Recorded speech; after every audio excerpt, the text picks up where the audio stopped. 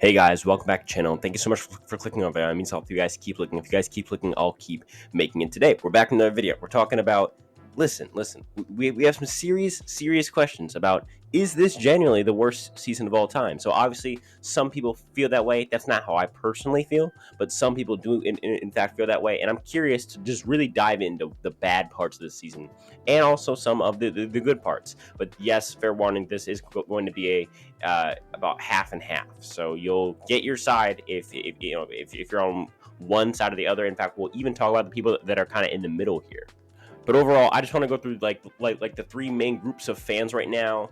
I want to go over the ratings and how they're not doing so well. I I want to go over why there's been this disappointment in 41 as a whole. And I also want to go over some positives from the season, as well as if the season can rebound in post merge. As far as tomorrow's video, y'all will have to stick to the end. It's a very good video. I think it's going to be a really interesting talking point. I think you guys are really going to like it. Stick to the end to find out what the video for tomorrow is going to be. But before we get into the video, 70% of you guys who watch these videos are not subscribed. Let's change that. It's easy and it's free. And if that's it, let's get right into the video. All right, so the season reception to this season overall, I'd say this season feels to me like a season that has gotten mixed reception. Very based on the episode that just dropped. Sometimes when the episode's very good, it's very good reception. Sometimes when the episode's very bad, it's very bad reception.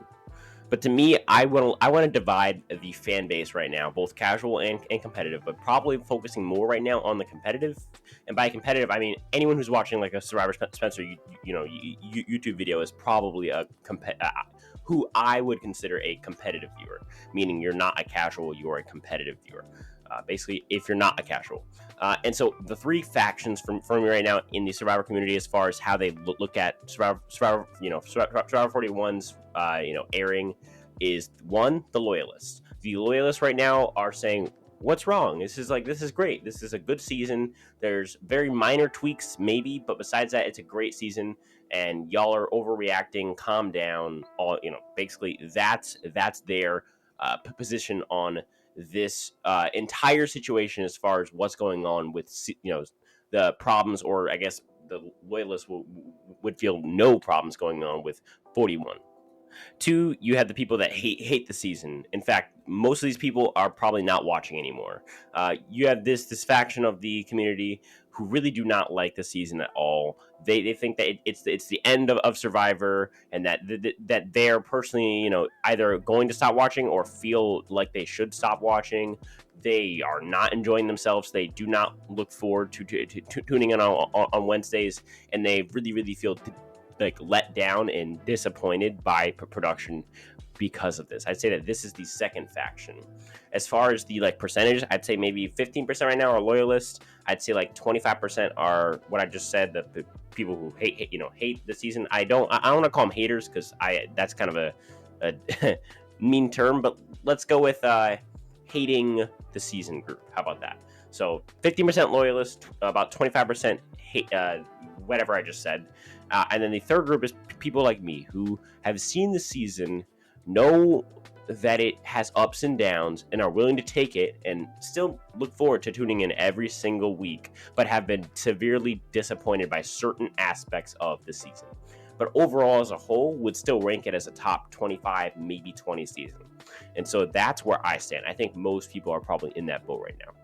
And if you're not, tell me what, or just in general, just tell me how you personally feel about the season so far. If it makes any sense, I'll probably like it. If it makes no sense, I'll probably roast you, but that's okay. It's okay. Let's move on. So, as far as the rankings go, the rankings are not the rankings. The ratings have been tanking for Survivor, especially in the 18 to 49 demo, which is your moneymaker demo, because those are the people who are going to buy your products that they see on TV. It really shows that what they're doing right now is not working. Their demos have dropped 10+% in several episodes. Several drops from episode to episode have been 10+%. Just gigantic ones. In fact, I believe the drop from 5 to 6 was 20%, which is ridiculously crazy. And so it really seems like there's something going wrong, and I want to talk about personally, the reasons why I think that there's been a disappointment from the community that watches Survivor, both casual and super fan. And I overall just want to talk about why there are these problems, and overall just like list them all out. Boom, boom, boom, boom, boom. All right, let's get into this little list that I have. All right, first reason, the hype. There was so much hype pre season. I mean, it's been a year and a half. Oh yeah, a year and a half since the last season aired.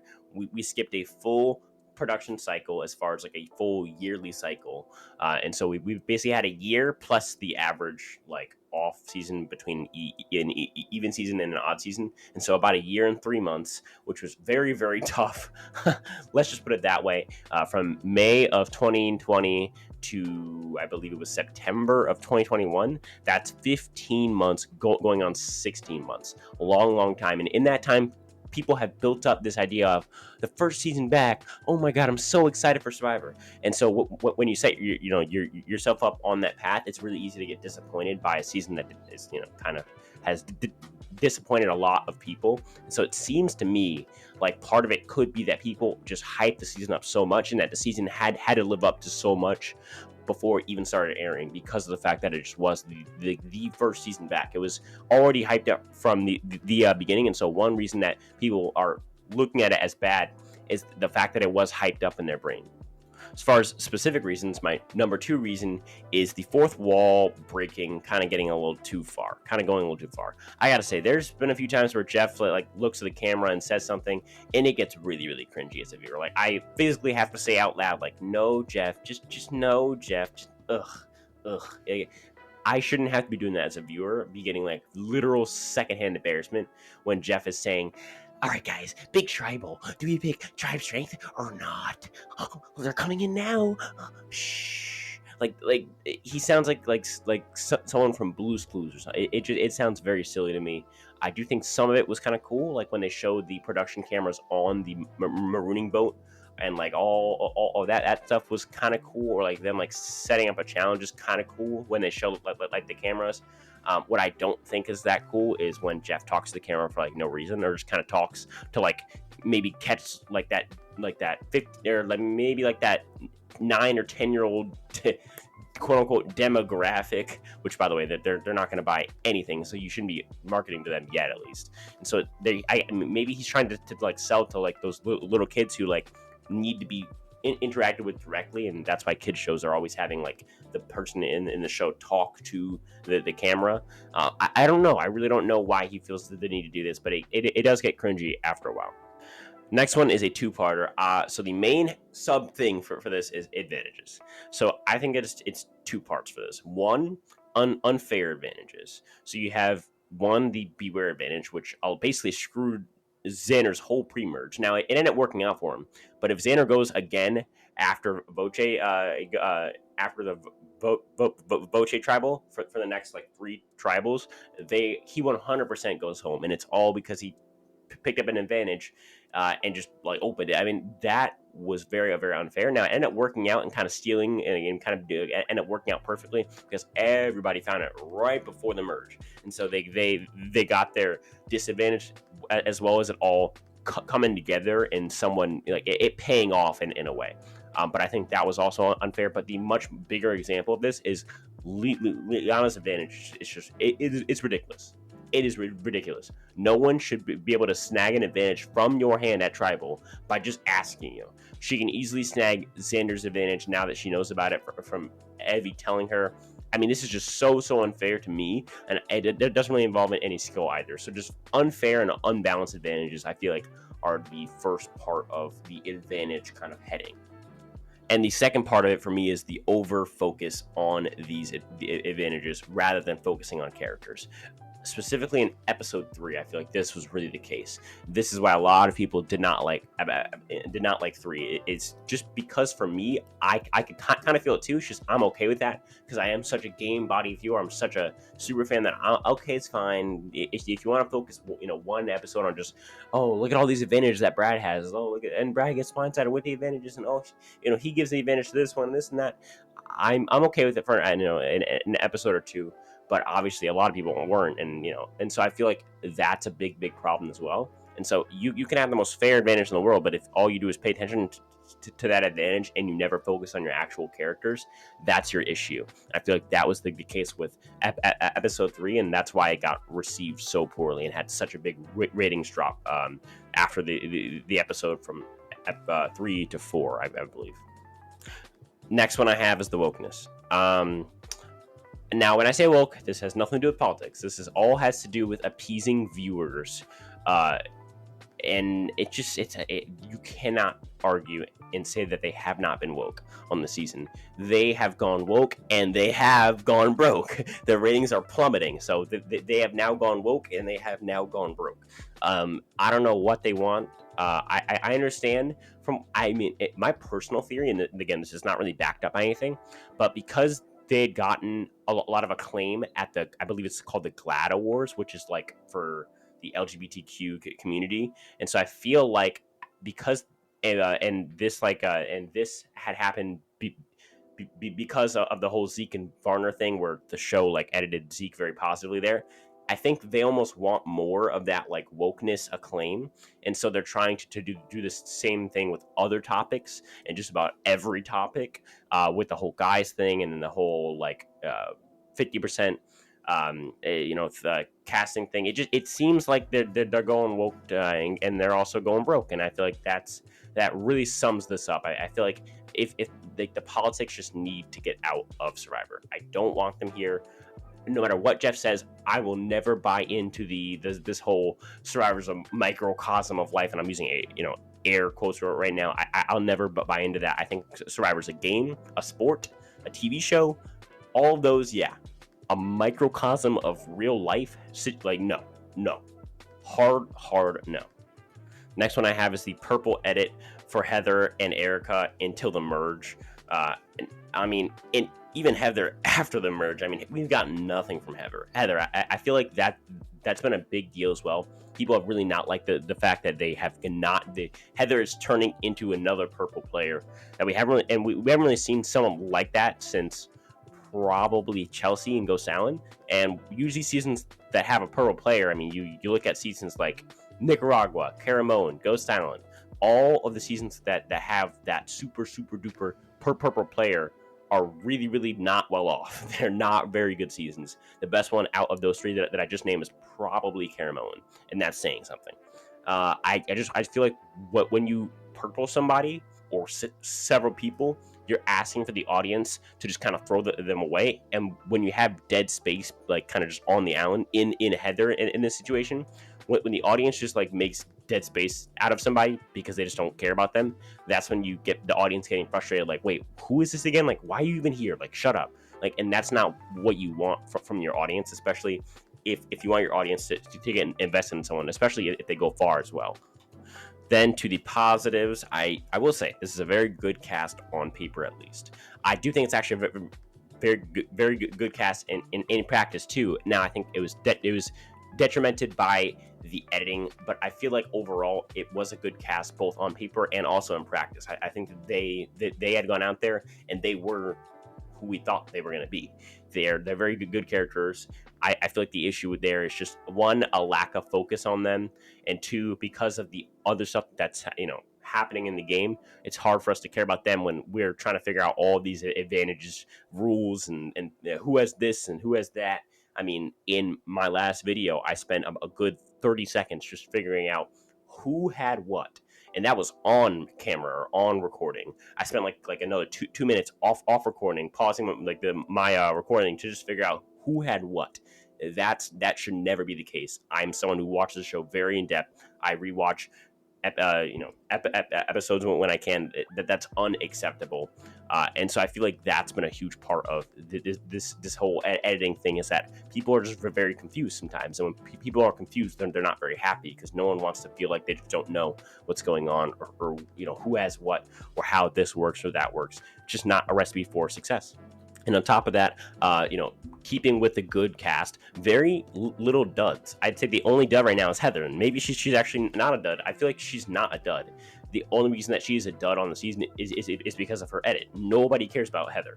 The only content that Heather's gotten that's quote unquote personal to her is her stumble in the challenge and then the crying or whatever. And I'm not gonna lie, because she didn't get edited before that, I didn't care. I mean, I guess I still got emotional because it was a very emotional moment, and I loved how Deshawn and Danny came to her side, and I was almost crying about, or like, you're not crying, but I was almost feeling bad because of Danny and Deshawn's actions, and that shows that even in a moment where it's all about Heather, because of the fact that I don't really care about Heather, I can as a viewer make that about Danny and Deshawn, even though Danny and Deshawn were just there next to her, because I know Danny and Deshawn a lot more.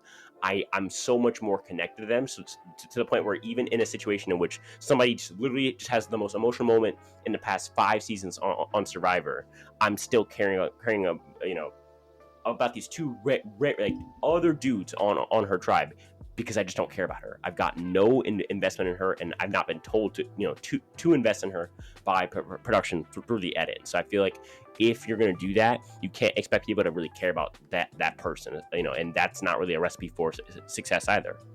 Next one, very brief, but I do like a 3-tribe season more than a 2-tribe season, so I am proud of the production for doing a 3-triber. I think if this is a 2-tribe, it's probably honestly, I think it's still a good pre-merge either way, just because this cast is that good. But I do think a 3-tribe season works just about like 99% of the time. The only bad 3-tribe seasons, at least if we don't count 40, because 40 hasn't finished yet, and it's also had its really bright spots. The only really bad final 3-person season is Worlds Apart, and Worlds Apart has a terrible cast, and even then Jeff still loved it coming out. And so it's like, I think it's very rare for a season that has 3 tribes to just completely bomb, because of the fact that the 3 tribes situation forces people to play harder in the pre-merge. And really, if a season's kind of made off of its pre-merge, it's very rare that a season has a very weak pre-merge and then has a good post-merge and is considered a top 5 season. Like the renowned top 5 seasons, Dave vs. Goliath, Kagion, Heroes vs. Villains, right there. That's already 3, and they all have arguably top 3 pre-merges of all time, arguably. And then if you want to throw in like Micronesia and China in there, maybe, that's 2 that also have very good pre-merges. The worst pre-merge there is Micronesia, the one that literally had the fans going back and forth at each other, the big Yao-Man vote, fair play quitting, and all of those meta evacs. Like, that's the worst pre-merge in your top 5. That's telling you something. So I feel like it's very rare for a season to be like renowned as good, but then also have a bad pre-merge. And so having a 3-tribe season allows you to have almost a guaranteed at least okay pre-merge. And we saw that with this season, in that even when there was bad episodes, they came back immediately with a good episode, because the numbers are so small and the players are playing so hard. My next positive is editing tricks. I feel like with the editing tricks, just to give some examples, the out of order editing, I think that's super cool. I don't like it nearly as often as they're doing it, but I do like it. Although I say that, but then every time it happens, I'm like, wow, that was so cool. So maybe I do like it, and I just don't know, what I'm talking about. But in all seriousness, I cannot talk. In all seriousness, I really feel like this is something that should stay. Not nearly as often as they're doing it right now. Like, they're doing it like once every other episode right now, and that's not necessarily a recipe for success. But I do think that it's a really, really good idea to continue doing at the right times, when it makes sense, and when maybe a certain situation that, if edited in regular order, would be less entertaining, maybe you can change it to out of order editing, or not even like reverse, but just like complete out jumbled up order editing. I feel like that's fun to watch, and that's interesting, and that's new to watch, and I feel like that's overall a better viewing experience. I also have to say, better camera work. I mean, the camera work for the season, or for the show, gets better every single season. You could just see it. Like, there are some angles and some shots and some drone shots over the eye, and like just editing sequences so much better. It gets better every single season. while the editing as a story may not get better at every season, the camera work itself and the people who are on the island shooting get better every single year, and it really does show. And so I do have to give them their flowers there. It's very, very impressive how they continue to improve their editing skills after so many years of doing the exact same thing over and over and over and over and over and over and over and over and over and over again. All right, next one. And lastly, for me, I feel like they have surprised me almost every single episode. Obviously, and of course, I'm alluding to Tribal. Obviously, last episode there was no Tribal, but as far as every single Tribal, aside from Abraham's Tribal, I was genuinely like surprised by the boot, and maybe Genies as well. But besides that, I was genuinely surprised every single time by the boot. Let's start with Sarah. I was convinced that she, Shan, and Ricard were in a power trio spot, and I was completely just shocked. Then next was it was the Voce blindside. Again, I thought it was going to be Xander or Tiffany. I was shocked. Then the next one, we have Brad. I thought there's no way they're editing him so much in this one episode, and they're building him up so much that, and it's so positive, and they're giving him all these advantages, and all of a sudden he's gone. There's no way that could happen. It happened. Then JD, obviously probably the most surprising one of the season, just as far as as far as the edit was so positive on JD. I thought for sure he was at least being like your Davies person, where he makes it to like 7 and then gets cut and comes back for like a second chance season. I thought he was a lock from the merge just because of how positive his edit is. And so I mean, that was super duper surprising. And then obviously we saw Genie go, which honestly they had me thinking maybe for a second that Shan or Ricard could have flipped on each other and sent each other home. And so I do feel like that was super cool as well. All right, let's sum it all up. Can this post-merge rebound this season from up and down, subpar, kind of frustrating at times, to just a genuinely top 10 season of all time? Because right now I feel like it's at like 25, top 25, maybe top 22 or 3. I think it's around average, maybe slightly below average right now, just because of how pitiful that that merge episode was. That was embarrassing. But I think without that, it's a very, very good pre-merge for sure. I think aside from one light episode that was kind of meh, and even then, that was the Brad episode in which they show all this stuff about Brad. And so I feel like, you know what, it's probably a top 15 pre-merge for sure, at least. Maybe even a top 10. I think at max, it's like 7th or 8th, maybe 9th at max. And then at minimum, it's at least like a 17th or 18th pre-merge. I feel like the pre-merge was definitely very good. But the thing is that the downs of the pre-merge, like the valleys of the pre-merge were so low that it does drag it down from being maybe at like 8 or 9 to being probably around like a 14, 15, 16 post-merge of all time. All right, what needs to happen in this post-merge by production to make this season the best that it possibly can? And again, I'm talking about what production has control over. So obviously, I'm not going to say, well, this person and this person don't have them win because I hate them. I'm talking about what production has actual control over, like what production like ethically can control. That's what I'll talk about here. First thing, production needs to find a way to not have this be like a second advantage getting, because right now all of these advantages are kind of pulling up to the party, and they're all about to walk into the party at the exact same time. That's not good. No bueno. There's been no advantages played yet, I believe. And so if we have a tribal like at 7 or 6 or 5 where all of them are played, that's a very scary thought that we could get a Suri 2.0. And so let's just really avoid that by possibly forcing people to play their advantages early, or hopefully some of these advantages expire at like 8 or in 7 instead of at like 6 or 5. That's what we're hoping for here. I also think that the wokeness again needs to stop. That's something that, I mean, I think that's a big part of it, is like you're losing when I remember Phil from the Specialist said this: when you go political, you automatically alienate half your audience, or even if your audience is like 70-30, that's 30% of your audience. That's a huge chunk. So that's it, guys. What do you guys think? Can the post merge rebound, or is this a season a complete lost cause? Is it over? There's no chance for it, or is it just on the come up? And I need to just step back and take a different look at the bigger picture of the season. Let me know down below, and as always, liking, subscribing, notification bell. It's all great for the channel.